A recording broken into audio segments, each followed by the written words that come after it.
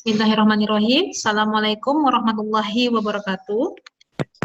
Waalaikumsalam warahmatullahi wabarakatuh. Kedengaran jelas suara Umi? Nah, Jelas nih. Jelas nih. Jelas nih. baik, terima kasih.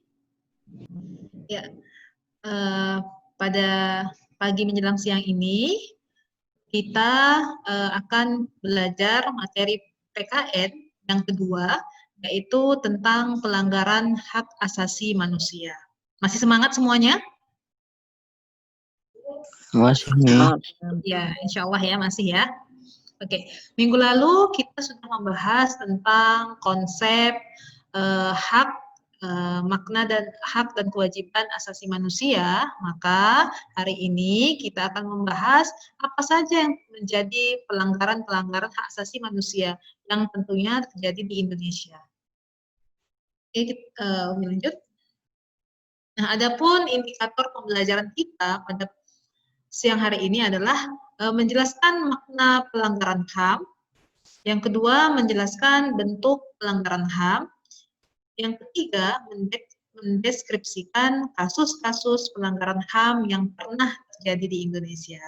Nah, tentunya kita tahu begitu banyak pelanggaran-pelanggaran yang pernah terjadi di negara kita, maka kita akan kupas satu persatu apa sebenarnya faktor-faktor yang menjadikan pelanggaran-pelanggaran HAM di Indonesia itu sering sekali terjadi.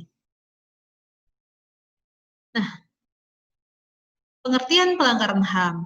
Nah, tahu kalian selalu ataupun sudah mengetahui pengertian dari pelanggaran HAM itu sendiri. Mungkin di kelas 10 ataupun di SMP sebelumnya kita sudah membahas tentang pengertian dari hak asasi manusia. Tapi apa sih yang menjadi pengertian dari pelanggaran hak asasi manusia itu sendiri? Pengertian pelanggaran hak asasi manusia menurut pasal 1 angka 6 Undang-Undang Republik Indonesia nomor 39 tahun 1999 tentang hak asasi manusia, yaitu setiap perbuatan seseorang ataupun kelompok orang termasuk aparat negara, baik disengaja maupun tidak disengaja, atau dengan kelalaian dapat mengurangi, mencabut, membatasi hak asasi manusia seseorang maupun sekelompok orang yang dikhawatirkan akan memperoleh penyelesaian hukum yang adil dan benar. Jadi itu menurut Undang-Undang Nomor 39 Tahun 1999 tentang Hak Asasi Manusia. Nah, sedangkan menurut Undang-Undang Nomor 26 Tahun 2000 tentang Pengadilan Hak Asasi Manusia, yaitu setiap perbuatan seseorang ataupun kelompok orang termasuk aparat negara baik disengaja ataupun karena kelalaian yang secara hukum dapat mengurangi, menghalangi, membatasi ataupun mencabut hak asasi orang lain ataupun sekelompok orang. Artinya apa? Tidak jauh berbeda antara Undang-Undang Nomor 39 Tahun 1999 dengan Undang-Undang Nomor 26 Tahun 2000 tentang Pengadilan HAM. Artinya pelanggaran HAM itu baik yang dilakukan secara sengaja maupun tidak sengaja itu tetap ditindaklanjuti secara hukum yang berlaku. Jadi baik aparat negara, pemerintah, orang lain yang menjurus ke dalam pencabutan, pembatasan hak orang lain tentu akan diatur ataupun ditindaklanjuti oleh hukum yang berlaku. Seperti itu dia. Seperti yang kita ketahui, hak asasi manusia kita itu dibatasi oleh hak asasi orang lain. Jadi tidak boleh semena-mena, sewenang-wenang dalam melakukan pelanggaran-pelanggaran terhadap hak asasi manusia. Selanjutnya, bentuk-bentuk dari pelanggaran hak asasi manusia. Nah, bentuk pelanggaran hak asasi manusia itu ada dua. Yang pertama berdasarkan bentuknya, yang kedua itu nanti berdasarkan sifatnya.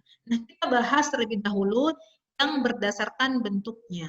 Yang pertama adalah diskriminasi. Diskriminasi apa?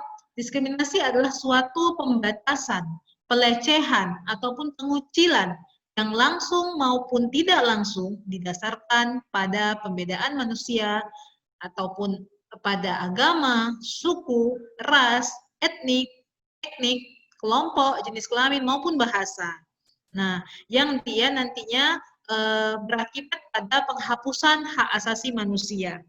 Jadi hati-hati bagi kalian yang melakukan misalnya pelecehan, pengucilan, nah, yang berakibat ataupun yang menjurus kepada penghapusan hak asasi orang lain, maka bisa dikenai undang-undang yang berlaku tentang hak asasi manusia.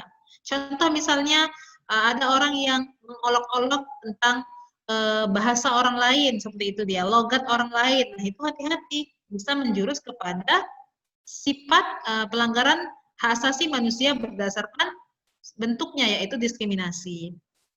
Yang kedua adalah penyiksaan. Yang menjadi makna dari penyiksaan yaitu suatu perbuatan yang dilakukan dengan sengaja sehingga menimbulkan rasa sakit ataupun penderitaan baik jasmani maupun rohani untuk memperoleh pengakuan. Artinya apa? Nah, bentuk pelanggaran penyiksaan ini dia lebih bersifat pada fisiknya, jasmaninya, yang dilakukan dengan sengaja. Yang namanya penyiksaan pasti ada kesengajaan, ya kan, ada unsur kesengajaan. Nah, maka ketika itu terjadi, maka dapat dikenai sanksi berdasarkan undang-undang pelanggaran hak asasi manusia. Oke, kita lanjut berdasarkan sifatnya. Berdasarkan sifatnya juga ada dua. Yang pertama itu pelanggaran HAM berat dan yang kedua adalah pelanggaran HAM ringan. Kita lihat pelanggaran HAM berat. Pelanggaran HAM berat adalah pelanggaran yang berbahaya dan mengancam nyawa manusia, seperti misalnya pembunuhan, penganiayaan, perampokan, perbudakan, pemerkosaan, penyanderaan, dan lain sebagainya. Kita tahu di Indonesia begitu banyak kasus-kasus tentang pelanggaran HAM berat. Nah, itu juga menjadi PR bagi pemerintah bagaimana sebenarnya aturan yang dibuat pemerintah dalam menangani sebuah pelanggaran-pelanggaran hak asasi manusia. Yang kedua adalah pelanggaran hak asasi manusia yang kategori ringan.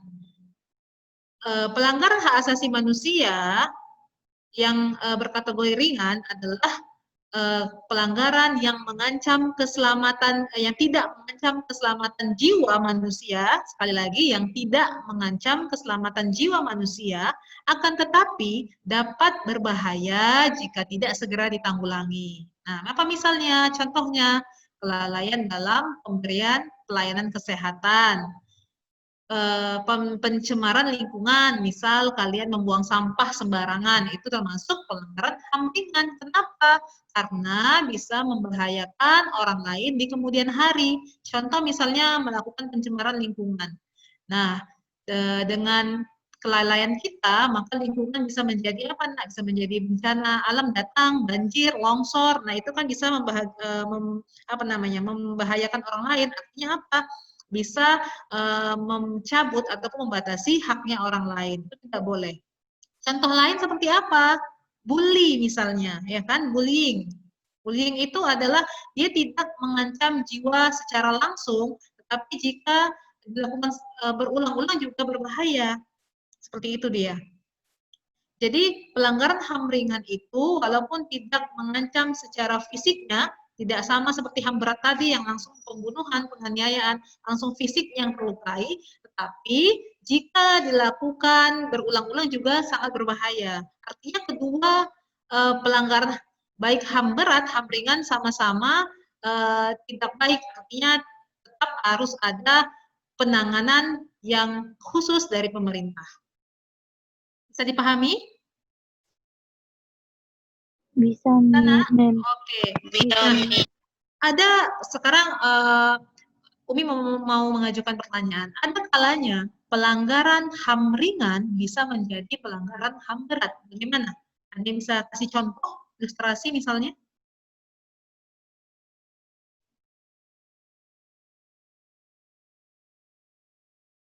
Bisa didengar, Nak?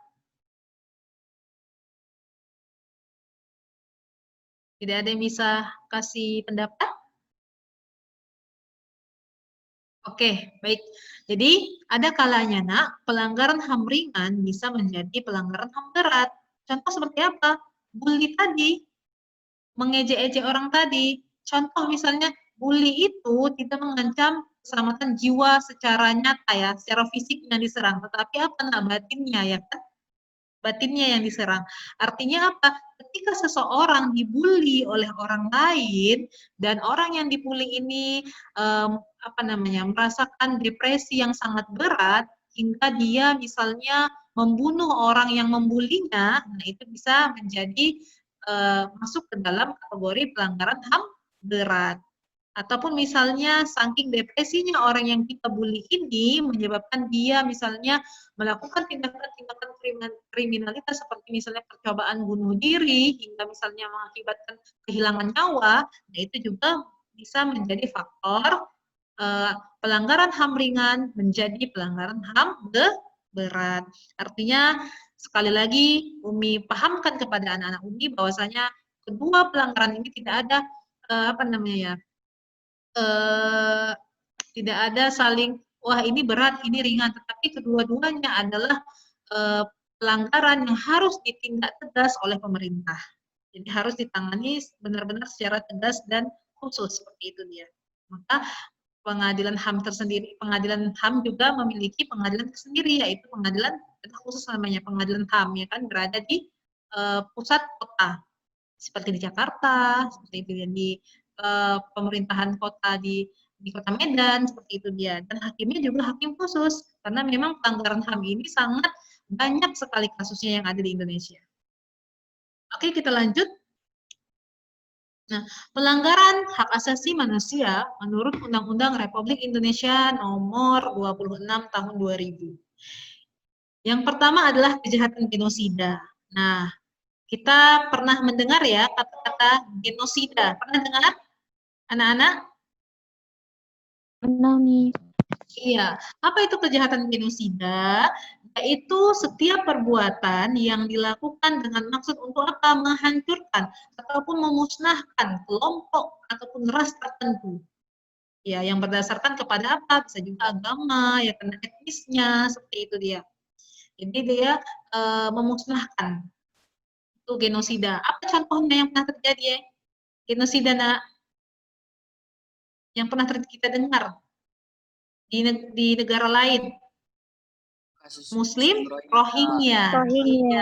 Iya, benar. Muslim Uighur di Cina ya karena ya biasanya kejahatan genosida ini dia berstandar internasional. Jadi penanganannya khusus ya ke mahkamah HAM Mahkamah Internasional. Dan ya, PBB juga ikut andil biasanya. Karena dia kejahatan tingkat besar, memusnahkan atau menghancurkan seperti itu. Yang kedua adalah kejahatan terhadap kemanusiaan. Yaitu adalah perbuatan yang dilakukan sebagai bagian dari serangan yang meluas ataupun sistematik yang diketahui bahwa serangan tersebut ditujukan secara langsung kepada penduduk sipil. Apa contohnya kira-kira? Penggusuran secara paksa. Iya, pengusiran secara paksa oleh suatu kelompok pada kelompok lain misalnya. Apalagi misalnya agresi, itu dia kan? Agresi militer seperti itu dia. Jadi dia secara sistematis ataupun meluas. Seperti itu dia, Nak. Dia memang benar-benar difikirkan secara matang untuk melakukan penyerangan tersebut. Oke, kita lanjut. Nah, ini tadi dia, kejahatan genosida tadi. Nah, jadi kejahatan genosida itu sifatnya adalah membunuh anggota kelompok, mengakibatkan penderitaan fisik dan mental yang berat terhadap anggota-anggota kelompok, menciptakan kondisi kehidupan kelompok yang akan mengakibatkan kemusnahan secara fisik. Memaksakan tindakan-tindakan yang bertujuan mencegah kelahiran. Ya, ingat, jadi kalau kejahatan genosida biasanya pelakunya itu akan membatasi para kelompok untuk meneruskan keturunan. Jadi tidak boleh ada kelahiran. Selanjutnya apa tadi? Dia memindahkan secara paksa anak-anak dari kelompok tertentu ke kelompok yang lain. Nah, kasus pelanggaran HAM yang pernah terjadi di Indonesia. Nah, tentunya kalian pasti masih ataupun pernah melihat ataupun membaca tentang kasus-kasus pelanggaran HAM yang pernah terjadi di Indonesia. Seperti misalnya kerusuhan Tanjung Priuk, ya, karena yang pernah terjadi pada tahun 1984. Kemudian ada penembakan mahasiswa Universitas Trisakti pada tahun 1988. Nah, ini yang kedua ini adalah kasus yang berkaitan dengan apa, Nak? Masa apa? Masa Orde Baru ya. Penembakan mahasiswa Universitas Trisakti. Masih dengar? Masih jelas suara Umi, Nak? Masih. Oke. Selanjutnya ada tragedi Semanggi dan tragedi G30 SPKI tahun 1965. Jadi ini masih merupakan sebagian kecil dari kasus pelanggaran HAM yang pernah terjadi di Indonesia. Masih banyak lagi kasus-kasus pelanggaran HAM yang belum tuntas, seperti misalnya kasus Marsina, ya kan? Kasus Munir, seperti itu dia. Jadi masih banyak lagi. Ini merupakan PR penting bagi pemerintah bagaimana penanganan yang harus dilakukan secara khusus untuk memberantas para pelanggar HAM, ya. Ya, dengan apa? Dengan misalnya membuat sudah ada ya undang-undangnya, Komnas HAM, ya, karena aktivis-aktivis HAM, ya kan, dan banyak lagi lembaga-lembaga masyarakat yang mendukung anti kekerasan hak asasi manusia. Kita lanjut ya. Nah, biasanya hak asasi manusia tentunya sangat berkaitan erat dengan kewajiban ya, karena seperti yang kita singgung pada materi pertemuan pertama kita, bahwasanya antara hak dan kewajiban itu berjalan beriringan ya kan, ataupun berkaitan. Seorang tidak akan mendapatkan haknya jika dia tidak memenuhi kewajibannya. Jadi yang menjadi kewajiban warga negara adalah segala hal yang harus dilakukan oleh masyarakat dan negara untuk memperoleh haknya. Maka kita bahas juga tentang kewajiban itu tadi. Nah, ini dia salah satu contoh dari kewajiban warga negara. Jadi, Nak, kewajiban warga negara yang sering kita dengar adalah membayar pajak, ya kan? Menjaga kebersihan dan kenyamanan lingkungan juga termasuk menjadi bagian kewajiban warga negara. Jadi ini hanya sebagian kecil dari kewajiban warga negara. Jadi banyak kewajiban-kewajiban yang lain. Seperti apa contohnya untuk kalian tingkat sekolah kewajibannya? Pastinya apa? Menuntut ilmu, ya kan? Belajar sungguh-sungguh, belajar giat, yang nantinya kalau bisa berprestasi di kancah nasional maupun internasional dan bisa mengukir prestasi dan mengharumkan nama bangsa. Nah, itu juga termasuk kewajiban kita. Untuk apa? Untuk berpartisipasi dalam mengharumkan nama bangsa. Seperti itu dia. Salah satu contohnya ya, contoh kecilnya. Nah, kemudian kita akan lihat apa sebenarnya menjadi faktor penyebab pelanggaran hak dan pengingkaran kewajiban warga negara. Karena sering sekali, Nak, para pelanggar hak juga pastinya dia mengingkari kewajibannya sebagai warga negara.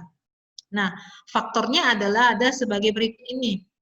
Nah, faktor-faktor dari pelanggar hak dan pengingkaran kewajiban warga negara tentunya dia bisa bersifat internal maupun eksternal. Internal artinya dia bersifat dari dalam diri kita sendiri, eksternal artinya dari luar ya. Jadi yang pertama ada sikap egois ataupun terlalu mementingkan diri sendiri. Nah, tentunya kalau sikap egois pasti ini berasal dari diri kita sendiri ya.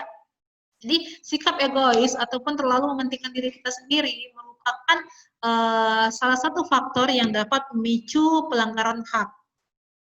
Karena kita masa bodoh dengan orang lain, itu dia. Padahal konsep dari hak asasi manusia apa? Hak kita dibatasi oleh haknya orang lain. Jadi tidak boleh egois, tidak boleh semena-mena. Itu dia, harus kita lihat juga hak-hak orang lain. Yang kedua apa? Rendahnya kesadaran berbangsa dan bernegara. Nah, jika sudah rendahnya kesadaran kita sebagai warga negara tidak paham akan kewajibannya, maka akan rentan sekali kita melakukan pengingkaran kewajiban warga negara. Begitu tadi. Maka kita harus paham, apa sebenarnya kewajiban kita sebagai warga negara? Selain membela negara, kita harus apa sebagai tingkat anak sekolah seperti kalian, itu tadi yang kami bahas sebelumnya, harus belajar bersungguh-sungguh. Selanjutnya adalah sikap tidak toleran. Nah, seringkali kita merasa bahwa kepentingan kita itu lebih penting daripada orang lain. Tidak toleransi. Atau misalnya contoh yang berkaitan dengan agama. Misalnya kita memiliki teman yang berbeda agama, namun kita selalu mengolok-olok dia ketika dia misalnya ingin beribadah, seperti itu dia. Nah, itu salah satu sikap tidak toleran. Selanjutnya adalah penyalahgunaan kekuasaan. Nah, ini adalah sifat yang berasal dari luar ataupun eksternal tadi. Penyalahgunaan kekuasaan merupakan faktor pemicu daripada pelanggaran hak. Masih ingat kalian kasus pada masa Orde Baru ya karena, nah ini salah satu faktor yaitu penyalahgunaan kekuasaan. Sikap otoriter ya karena tidak menerima kritikan dari masyarakat, nah itu bisa mengakibatkan masyarakat melakukan pelanggaran hak serta pengingkaran kewajibannya sebagai warga negara. Selanjutnya adalah ketidaktegasan aparat penegak hukum. Nah, kita sering juga melihat aparat penegak hukum kita itu tidak melakukan kewajibannya dengan baik misalnya. Sering tidak adil misalnya seperti itu. Misalnya para pelaku A divonis sekian tahun, sementara para pelaku B divonis lebih rendah, lebih tinggi seperti itu. Nah, ketidaktegasan aparat penegak hukum ini bisa mengakibatkan warga negara melakukan pengingkaran kewajibannya. Selanjutnya adalah penyalahgunaan teknologi. Nah, penyalahgunaan teknologi contohnya adalah kita sering sekali bermain-main dengan media sosial. Ada sering sekali kita mendengar kasus-kasus seperti penculikan ya kan yang berakibat dari media sosial misalnya. Nah, itu termasuk ke dalam pelanggaran hak yang didasari oleh penyalahgunaan teknologi itu tadi. Selanjutnya adalah kesenjangan sosial dan ekonomi yang tinggi. Nah, kita tahu bahwa adanya kesenjangan sosial yang begitu jauh mengakibatkan orang lain memiliki kecemburuan. Nah, itu dia, kecemburuan ekonomi sehingga orang lain bisa melakukan pelanggaran-pelanggaran haknya. Contoh misalnya seperti perampokan, ya kan? Apalagi penganiayaan, seperti itu dia, karena kecemburuan ataupun kesenjangan sosial tadi. Nah, ini merupakan faktor penyebab pelanggaran hak dan pengingkaran kewajiban. Sampai sini bisa dipahami? Bisa. Oke. Masih semangat? Nih. Iya, oke nak. Kita lanjut. Nah, ini adalah sifat dari kejahatan kemanusiaan. Yang pertama tadi, kalau dikatakan pelanggaran kejahatan kemanusiaan, tentunya contohnya seperti pembunuhan, ya kan, pemusnahan, perbudakan, pengusiran, perampasan, penyiksaan, pemerkosaan, dan lain sebagainya.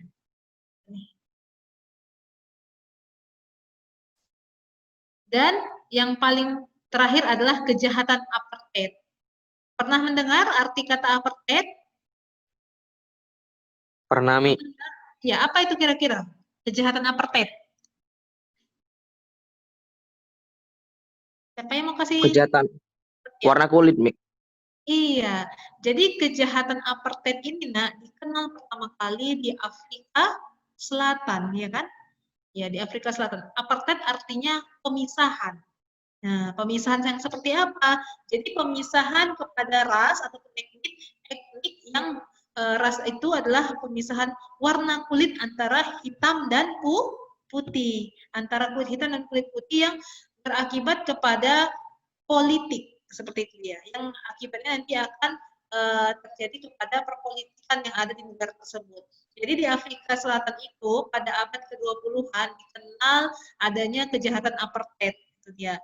Dan ada tokoh jadi sedikit Umi kasih penjelasan, ada tokoh di Afrika Selatan yang bernama Nelson Mandela. Masih ingat ya? Nelson Mandela ini adalah tokoh dari kulit hitam pertama yang dipilih secara langsung dan dia terpilih menjadi presiden di Afrika Selatan. Namun karena adanya kejahatan apartheid, adanya pemisahan antara kulit hitam dan kulit putih ini menjadi pencekalan sehingga si Nelson Mandela ini dicekal untuk maju menjadi presiden, seperti itu dia. Nah, jadi ini juga termasuk kejahatan hak asasi manusia. Nah, karena hak asasi manusia itu tidak membedakan apapun, baik agama, ras, etnis, itu dia. Kelompok, jadi semuanya itu sama. Dia ya, Nak ya. Selanjutnya, pengingkaran kewajiban warga negara. Nah, ini dia contoh kecilnya. Membuang sampah sembarangan, melanggar aturan berlalu lintas, jadi hati-hati. Merusak fasilitas negara, tidak membayar pajak, tidak berpartisipasi dalam usaha pertahanan dan keamanan merupakan salah satu pengingkaran kewajiban warga negara. Mungkin kalau yang sering kita lakukan ini ya, membuang sampah, melanggar aturan berlalu lintas, ya kan? Ya mudah-mudahan semua warga negara sadar akan pentingnya mengerti akan kewajiban warga negaranya, sehingga tidak ada lagi yang namanya pengingkaran kewajiban warga negara. Oke, terima kasih. Jadi cukup sekian pada materi hari ini. Kira-kira jika ada dari siswa-siswi yang belum paham, boleh bertanya. Boleh dipersilakan untuk bertanya, Nak. Ada kira-kira yang mau dipertanyakan?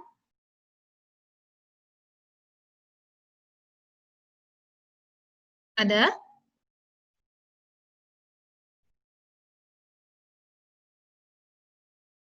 Tidak?